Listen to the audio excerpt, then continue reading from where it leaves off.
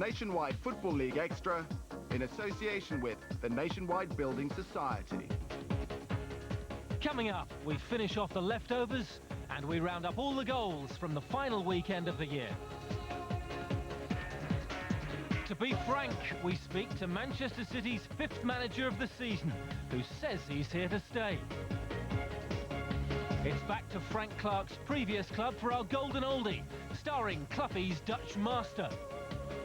And we're with a club who can't wait to see the back of '96. Grimsby Town, bottom of Division 1, and going into this weekend without a full-time manager.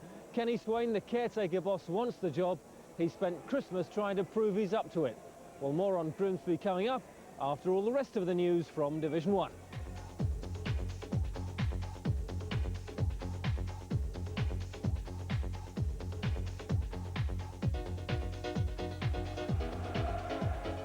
Two wins running have returned Bolton to the top.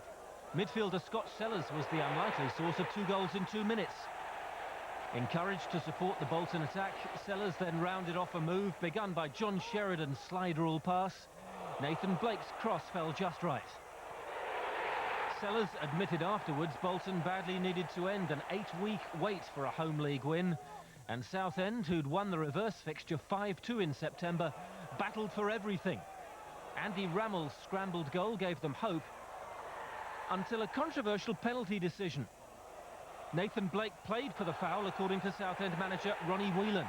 Midfielder Phil Gridlett was so incensed he was sent off soon after, but top scorer John McGinley wasn't unnerved in the slightest.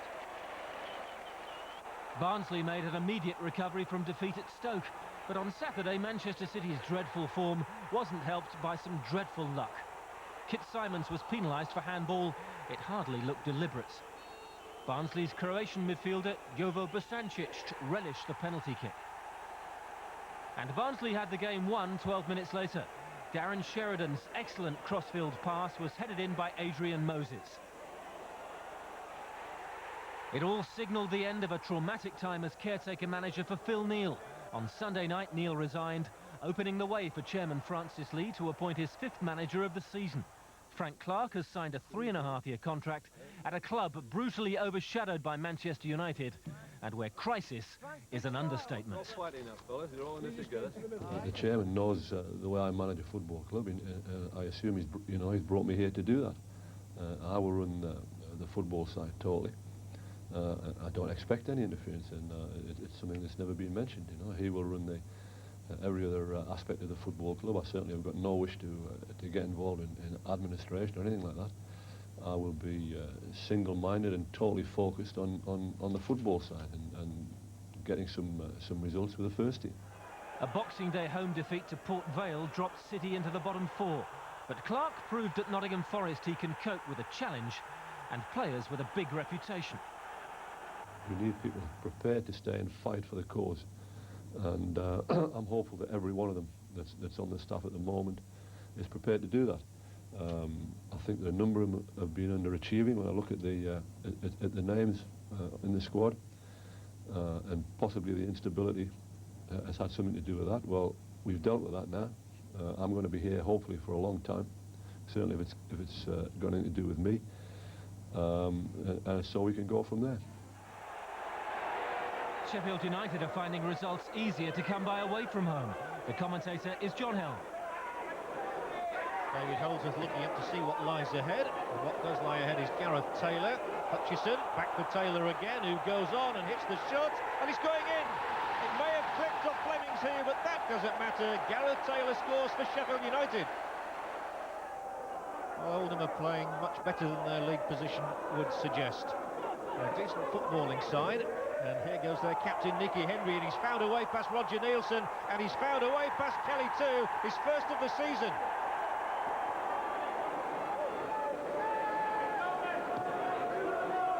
Long from Kelly this time. And there's the touch on from Cachorro, and it's opened the way for Paul Simpson, who'll nick it back in, and a goal for Peter Cachorro, and a good goal too. The Belarus international makes it 2-1 Sheffield United.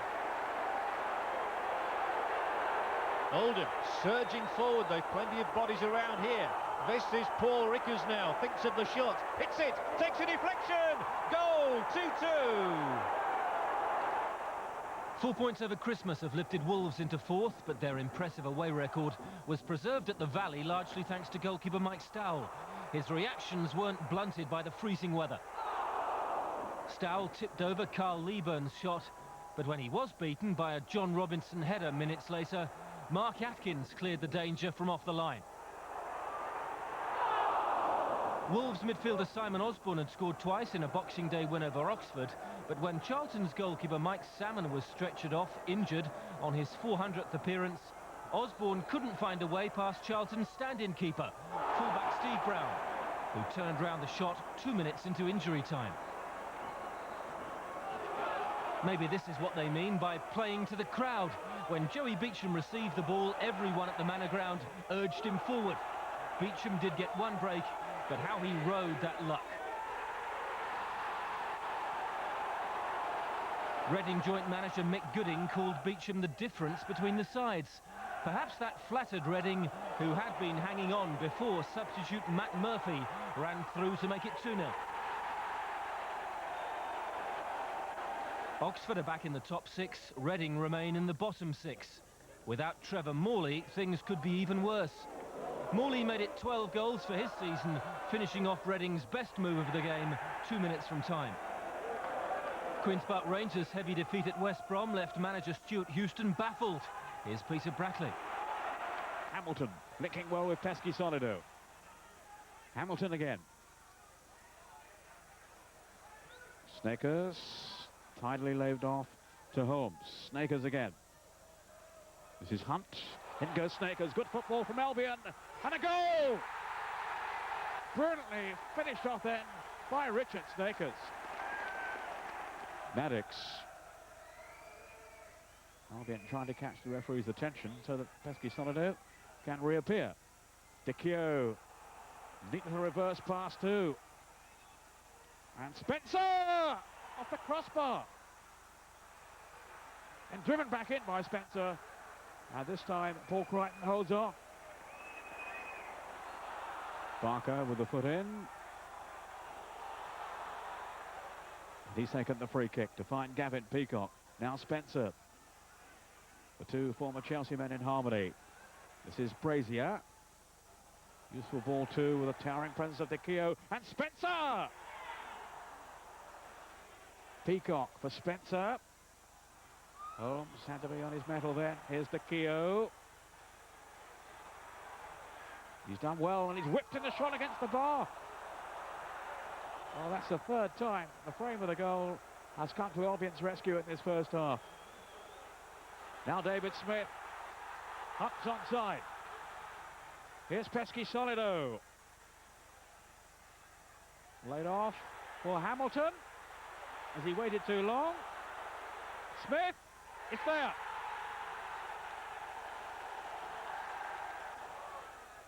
It's funny whether Rangers might be contemplating a substitution down there. This is Barker into that congested penalty box. A chance and it's taken by Spencer. Richard Snakers. After his goal illuminated Albion's early play in the match. That's Hunt, good touchdown. Pesky Solido couldn't get his shot in. Hunt can. 3-1. Andy Hunt celebrates his 11th goal of the season. And the 2-goal advantage is restored. Maddox went right into the back end of Andy Hunt. They've taken the kick very quickly. Off goes Donovan. Pesky Solido in the middle, calling for it now. Here is Pesky Solido. Can he finish here? He can.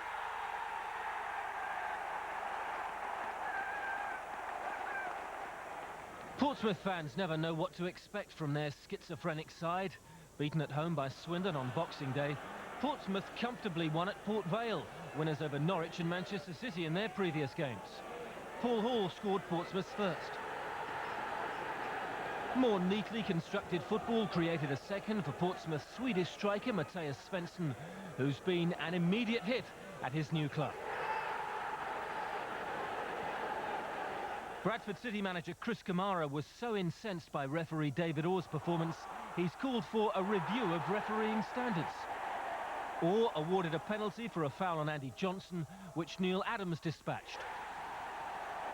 It was Orr's failure to award one for Bradford minutes before Norwich scored their second goal that really angered Kamara. While he was protesting, Keith O'Neill turned in Robert Fleck's cross to earn Norwich their first win in 10 games. Teenager Ian Lawson will always remember this game. Lawson was named in the squad, but left his boots in his car because he never expected to play. He had to rush back to get them, and then early in the second half, after coming on as sub, Lawson sprinted through to open the scoring. That was tough on adventurous Ipswich, but Huddersfield did what they couldn't. They scored. Andy Payton made it 2-0.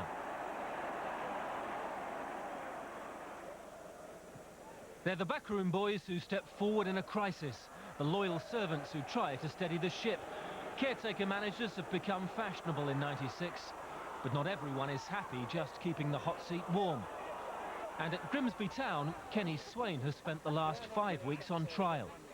He wants to be manager, but the club still aren't sure if he's the man for the job. Knowing the board as I do, I can understand that they're maybe just watching the situation. They're hoping, they're maybe waiting for a few cracks to appear, but as yet they haven't. So maybe it's a case of me convincing them and the players convincing them that things are on the up. I think you have to realise that we are only a very small club, and even to perform at this level is a fairly remarkable achievement, and that goes to a lot of people, the players and the management and so forth. And I think at the end of the day, a lot of managers wouldn't particularly want to come and manage Grimsby. And the last year has not helped. Grimsby began it in the top 6. They end it propping up Division 1. A decline and fall that began when the Ivano Bonetti fairy tale turned sour. The Italian's arrival amazed and delighted the Grimsby public, until Bonetti had his cheekbones smashed by manager Brian Laws in a dressing room fracas. Laws offered to resign. Bonetti barely played another game. There were so many contentious issues there to consider, because there wasn't the fact that he was an asset to the football team, you know, to his colleagues. He was a big asset to the supporters as well. You know, Grimsby Town supporters used to go around sticking their chests out, you know, that we've got an Italian international playing. So when that goes up in smoke, you know, you've got all sorts of pressures there, all sorts of problems there then. Did you think it always overshadowed Brian Law's role afterwards, since then, that in a way maybe Brian Laws was always battling? Possibly, yes, yeah. And I think deep down that maybe Brian felt that as well. But obviously only Brian could answer that. But yes, I think you've got some grounds for saying that. It's more than 2 months since Laws was sacked. Grimsby have tried to make a high-profile appointment, but Jack Charlton turned down the chance to become the club's director of football. I mean, the Jack Charlton thing, well, I am smiling wryly at you. I mean, I've suggested, you know, to Jack that I don't think the fishing's any better on the east side of the country than it is on the west. And if I was him, after the things he's achieved, I'd be sitting next to Val Dunican now with a cardigan on in a rocking chair. The board will make the appointment at the appropriate time, and we're seeing how things go at the moment. It's so important to appoint the right manager. Are you waiting perhaps for other applications, for maybe bigger names to come in? Well, we've had a few big names, and we've had probably 50 applicants for the job. So, but as I say, time's on our side. Whilst we're progressing nicely, there's no reason we want to rock the boat.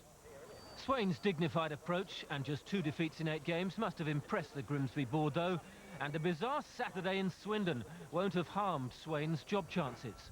On a freezing day, the players made several pitch inspections, but the referee Mark Halsey declared it perfectly playable, and he quickly warmed himself to the home support, sending off the Grimsby captain Graham Rodger for violent conduct. Swain had to reshuffle his side, and as hard as they tried, Grimsby